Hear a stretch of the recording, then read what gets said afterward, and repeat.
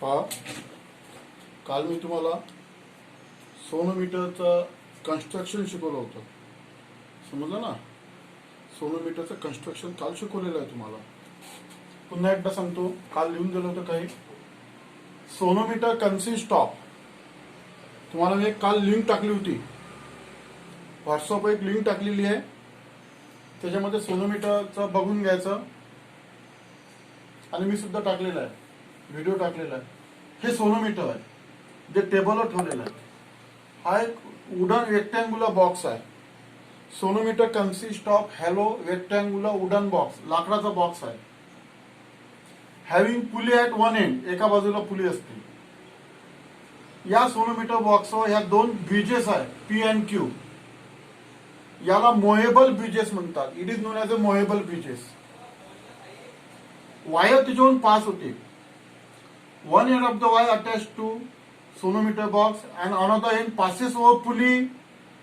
हँगर is attach, दुसऱ्या टोकाला हँगर लावलेला आहे. पहा, कालची तुम्हाला फिगर काढून दाखवलेली आहे. कालच्या फिगरमध्ये हा ट्युनिंग फोर्क दाखवायचा होऊन गेलेला आहे. दाखवून द्या तुम्ही. मी पुन्हा एकदा सांगतोय, काल हे तुम्ही फिगर काढलेली आहे. हा ट्युनिंग फोर्क दाखवायचा होऊन गेलेला आहे. हा ट्युनिंग फोर्क दाखवून द्या कालच्या फिगरमध्ये. हा ट्युनिंग फोर्क आहे. हा टेबल आहे. याला सोनोमीटर बॉक्सला साऊंड बॉक्स सुद्धा म्हणतात. काल तुम्हाला सांगितलेलं आहे की याचा जो लॉ आहे, म्हणजे याचा उपयोग कोणता आहे सोनोमीटरचा, to verify the laws of vibrating string. 3 laws आपण शिकलेला. लॉ ऑफ लेंथ, समजलं की नाही? लॉ ऑफ लेंथ शिकलेलो आपण. लॉ ऑफ टेन्शन शिकलेलो आणि लॉ ऑफ लिनियर डेन्सिटी. तर 3 लॉ आपण व्हॅरिफाईड करायचे आहे. तर आपण पहिला लॉ करू. आपण लिहा व्हॅरिफिकेशन. पहिला लॉ आपण व्हॅरिफाईड करू. पहिला लॉ व्हॅरिफिकेशन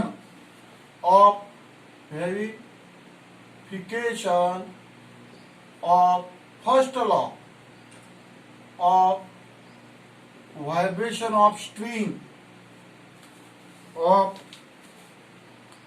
किंवा व्हायब्रेटिंग स्ट्रिंग. पहिला लॉ आपल्याला प्रूव्ह करायचा आहे.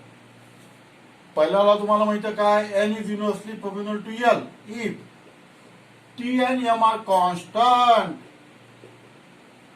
NL is equal to constant. हा पहिला लॉ आपल्याला प्रूव्ह करायचा आहे by using the sonometer. N म्हणजे fundamental frequency.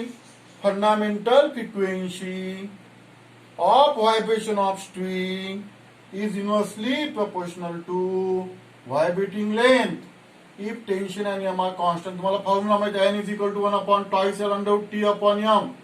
Fundamental frequency of string. T आणि एम कॉन्स्टंट आहे. एन आणि एल मध्ये रिलेशन घ्यायचा. याला म्हणतात first law of vibration of string. आणि हा पहिला लॉ आता आपल्याला प्रूव्ह करायचा आहे बाय युझिंग द सोनोमीटर. आता पहिले काय करायचं, ही जी वायर आहे एवढं लिहून घ्या तुम्ही. मी जे लिहितो तेवढं बोर्ड लिहित चला, तुमच्या वहीवर लिहित चला. पहिले काय करायचं, ही जी वायर आहे जी लावलेली आपण, वायरची लिनियर डेन्सिटी मोजून घ्यायची. आणि इथं जे हँगर आहे, हँगरमध्ये अर्धा केजी लोड टाकत जायचं. So that suitable tension is produce in the wire. समजलं? सो दॅट सुटेबल म्हणजे first initially mass per unit length म्हणजे स्मॉल एम ऑफ वायर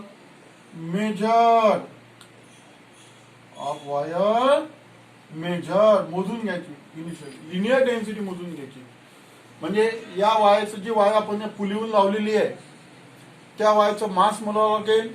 त्या वायरची इथून इथपर्यंत लेंथ मोजावी लागेल. आणि तिथून तुम्हाला initially mass per unit length of wire is major.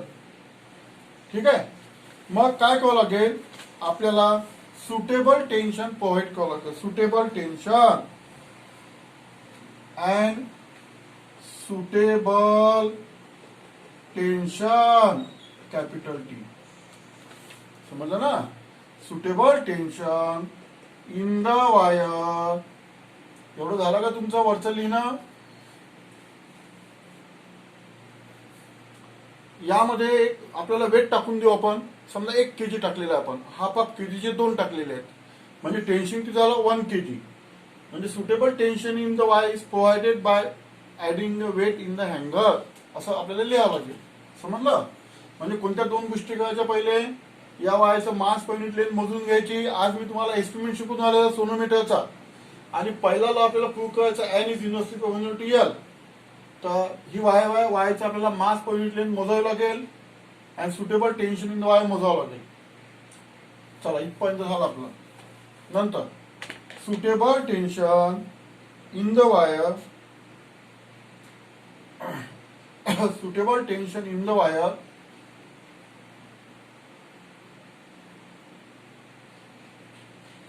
suitable tension in the wire is applied.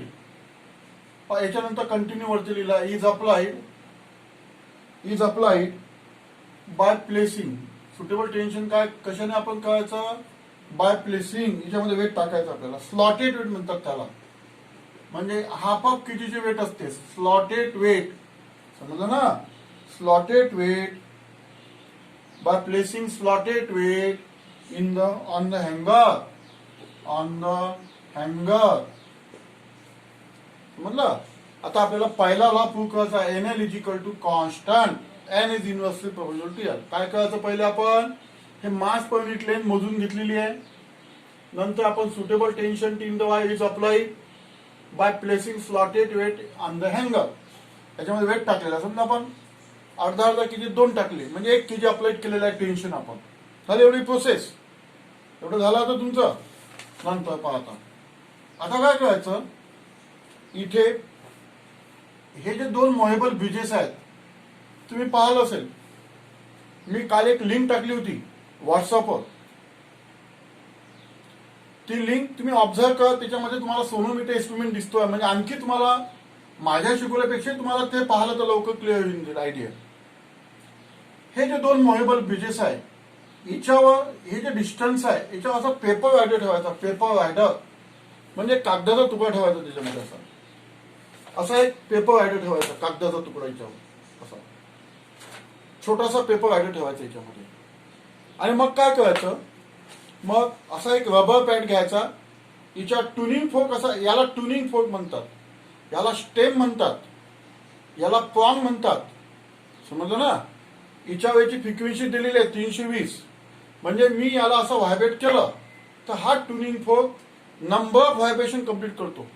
320 vibration per second complete करतो. 320 सेकंड म्हणजे 320 फ्रिक्वेन्सी म्हणजे नंबर ऑफ व्हायब्रेशन तिचे 320. याला असं व्हायब्रेट करायचं आणि इथं त्या वायरच्या जवळ ठेवायचं. This vibrating tuning fork is place stem in contact with sonometer box. या सोनोमीटरच्या बॉक्सच्या कॉन्टॅक्ट मध्ये ठेवायचं. पहा आता मग काय होईल? हा जो स्ट्रिंग आहे या 2 मोहेबल ब्रिज मधला, तो सुद्धा व्हायब्रेट होईल. त्याला फोर्स व्हायब्रेशन म्हणतात. पहा, फ्री व्हायब्रेशन आणि फोर्स व्हायब्रेशन. सोनोमीटर झाल्यानंतर तुम्हाला मी शिकवणार नंतर. सध्या समजून घ्या तुम्ही. ट्युनिंग फोर्कचे जे व्हायब्रेशन आहे याला फ्री व्हायब्रेशन म्हणतात. मी जर समजा हा वाइब्रेटिंग ट्यूनिंग फोर्क या सोनोमीटर बॉक्स से ठेवला, अगर मैंने यहाँ पे रखा तो क्या होगा? यहाँ से वाइब्रेशन इसमें जाएंगे, ये वायर में, और वायर भी वाइब्रेट हो जाएंगी. ऐसे ऐसे वायर भी वाइब्रेट हो जाएंगी. यानी इसके अंदर ऐसी टेशनरी वेव फॉर्म हो सकती. टेशनरी एक लूप तयार होईल तिथं, टेशनरी वेव तिथं तयार होईल. त्याला फोर्स व्हायब्रेशन सुद्धा म्हणतात. फोर्स व्हायब्रेशन मुळे अशी टेशनरी वेव तिथं तयार झाली. समजलं ना? म्हणजे त्याची फ्रिक्वेन्सी आणि या ट्युनिंग फोर्कची फ्रिक्वेन्सी इक्वल व्हायला पाहिजे. मग काय करायचं? हे जे मोहेबल ब्रिजेस आहे, हे मोहेबल ब्रिजेस मधलं अंतर, हे जे डिस्टन्स आहे ना, असं थोडंसं वाढवून द्यायचं. हे अंतर थोडं वाढवून द्यायचं. पुन्हा तीच प्रोसेस करायची. म्हणजे ट्युनिंग फोर्क असा व्हायब्रेट करायचा, इथं ठेवायचा. समजलं ना? ट्युनिंग फोर्क असा व्हायब्रेट करायचा आणि या सोनोमीटर बॉक्स इथं वायरच्या जवळ ठेवायचा. तो आणखी साधा हे असं कुठपर्यंत करायचं आपण? जिथपर्यंत हा पेपर वायडर खाली पडत नाही तोपर्यंत करायचं. म्हणजे काय होते? इथं अशी टेशनरी वेव तयार होते. इथं नोड तयार होईल आणि इथं सेंट्रल अँटीनोड तयार होईल. आणि त्यामुळे काय होईल, ज्यावेळेस इथे अँटीनोड तयार होईल त्यावेळेस हा पेपर रायडर मॅक्झिमम व्हायब्रेट होईल आणि it falls on the sonometer box. जेव्हा तो सोनोमीटर बॉक्सवर पडेल तेव्हा आपल्याला आपलं एक्सपेरिमेंट कम्प्लीट झाला असं म्हणून त्याला रेझोनन्स म्हणतात. ऍक्च्युअली त्याचं नाव आहे रेझोनन्स. म्हणजे ट्युनिंग फोर्कची फ्रिक्वेन्सी आणि या स्ट्रिंगची फ्रिक्वेन्सी जेव्हा सेम होईल, frequency of tuning fork is equal to frequency of vibration of string, then paper rider falls on sonometer box and phenomena is known as a resonance. म्हणजे इथं actual काय झालेला आहे, हा जो पेपर रायडर आहे, जो आपण पेपर रायडर म्हणजे काय, कागदाचा तुकडा त्या वायरवर ठेवलेला आहे आपण, तो असा मॅक्झिमम व्हायब्रेट होतो, असं खाली वरते आणि खाली पडून जातो. खाली पडला की आपलं रिडिंग आलेलं आहे. हे लेंथ स्केलनं मोजून घ्यायची, याला व्हायब्रेटिंग लेंथ म्हणतात. Distance between two movable bridges is measure, small L, याला व्हायब्रेटिंग लेंथ म्हणतात. म्हणजे काय करायचं, पुन्हा एकदा सांगतो मी कसा एक्सपेरिमेंट आहे. तर हा पेपर रायडर पहिले ठेवायचा, मग ट्युनिंग फोर्क असा व्हायब्रेट करायचा, तो व्हायब्रेटिंग ट्युनिंग फोर्क या सोनोमीटर बॉक्स ठेवायचा. मग काय करायचं, या दोन मोवेबल ब्रिजेस मधलं अंतर असं वाढत जायचं आणि तीच कंटिन्यू प्रोसेस करायची. हीच प्रोसेस करत जायची. ट्युनिंग फोर्क असं व्हायब्रेट करायचं, इथं ठेवायचा, पेपर रायडर खाली पडला काय नाही, मग ऍडजस्ट करा. कुठपर्यंत ऍडजस्ट करायचा आहे, या डिस्टन्स जिथपर्यंत तो पेपर रायडर खाली पडत नाही तिथपर्यंत हे डिस्टन्स ऍडजस्ट करायचा आहे. समजलं ना. म्हणजे ये ऐसा रखना, ये पेपर रायडर नीचे गिरा नहीं, तो फिर क्या करना है, ये डिस्टेंस एडजस्ट करना है.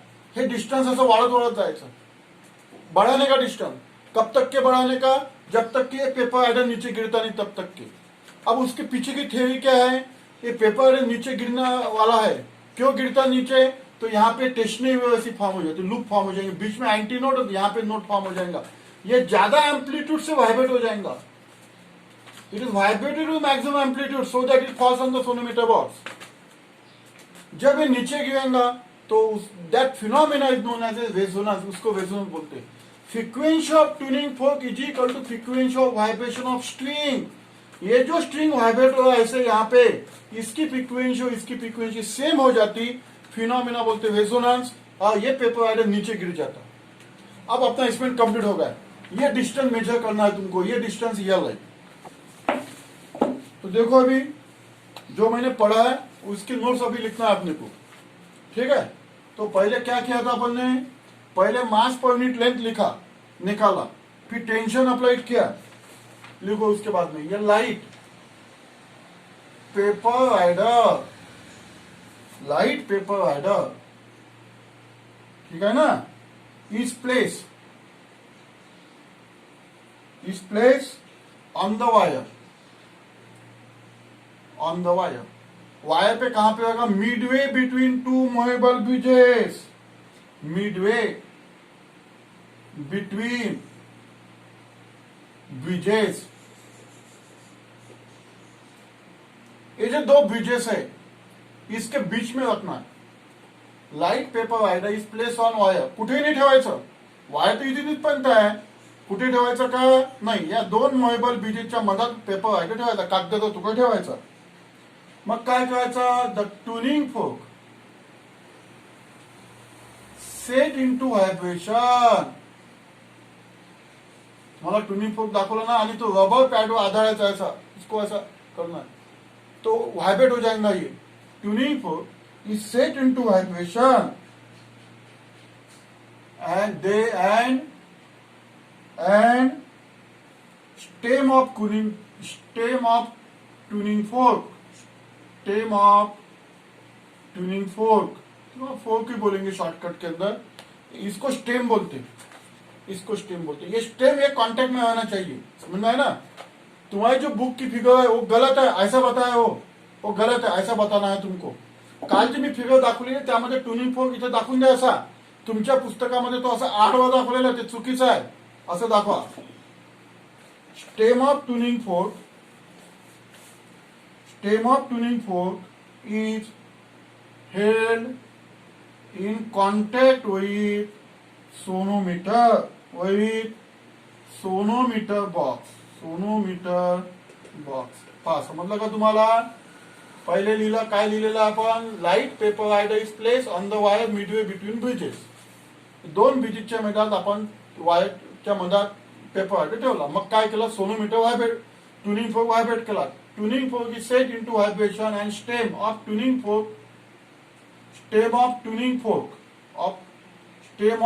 Fork is held in contact with sonometer box, वहां पे रखा. ठीक है.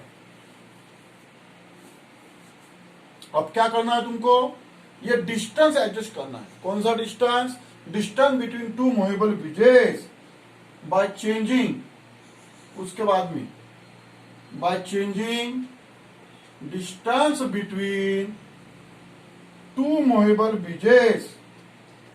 समझ में है ना, by changing distance between two movable bridges, two movable bridges P and Q. By changing distance between two movable bridges, adjust vibrating length. He G vibrating length आहे ना, ते ऍडजस्ट करायची आपल्याला. कुठपर्यंत ऍडजस्ट करायचे की जिथपर्यंत तो पेपर रायडर खाली पडत नाही. ही व्हायब्रेटिंग लेंथ कशामधली आहे, दोन मूवेबल ब्रिजेस मधली आहे. समजलं, ही व्हायब्रेटिंग लेंथ कशामधली आहे, दोन मूवेबल ब्रिजेस मधली है. Adjust vibrating length. ठीक है. अब क्या करना है तुमको कि जब ये प्रोसेस रिपीट करना है.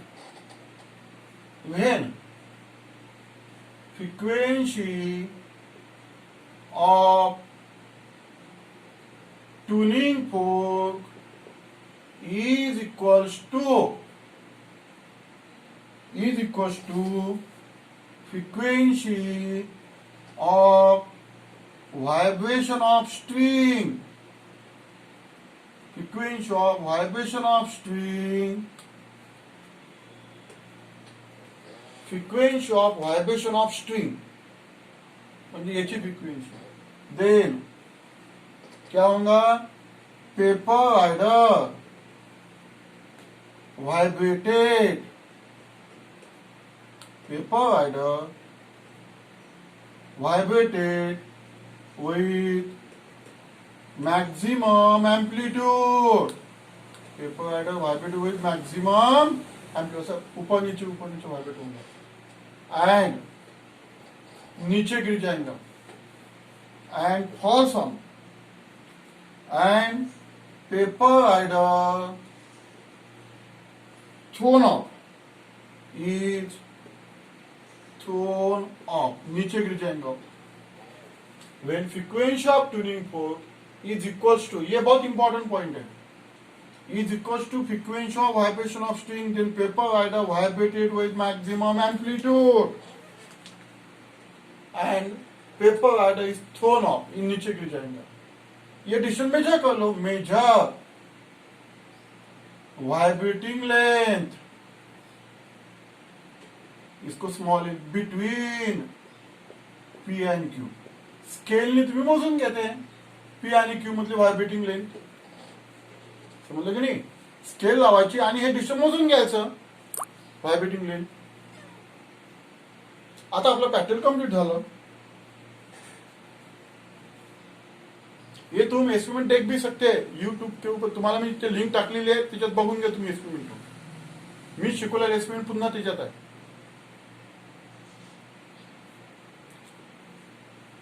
हाँ तो एवढं झालं का बेटा. चला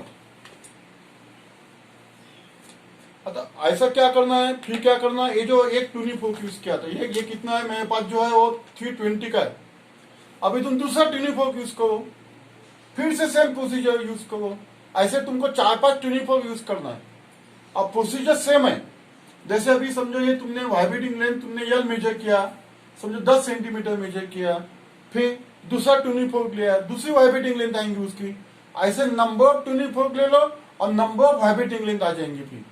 क्योंकि ये टी और एम कॉन्स्टंट आहे. ही जी वायर आहे ना, ती वायर पण एकच वापरणार, म्हणजे ती कॉन्स्टंट आहे. टेन्शन सुद्धा बदलायचं नाही आहे. थ्रोट एक्सपेरिमेंट टेन्शन सुद्धा कॉन्स्टंट आहे.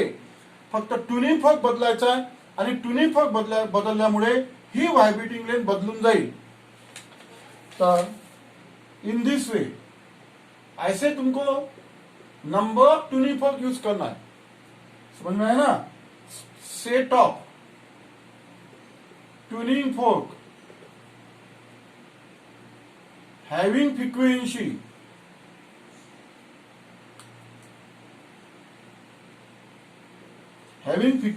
N1, N2, N3 are used, and म्हणजे अशा पद्धतीने असे नंबर ऑफ ट्युनिंग फोर्क वापरायचं. हे तुम्हाला बोर्डाचे प्रॅक्टिकल आहे. बोर्डाच्या प्रॅक्टिकल मध्ये 5 ट्युनिंग फोर्क वापरतो आपण. In this way set of tuning fork are use. N1 देखो पहले ट्यूनिंग फोर्क की frequency N1, N2 and corresponding vibrating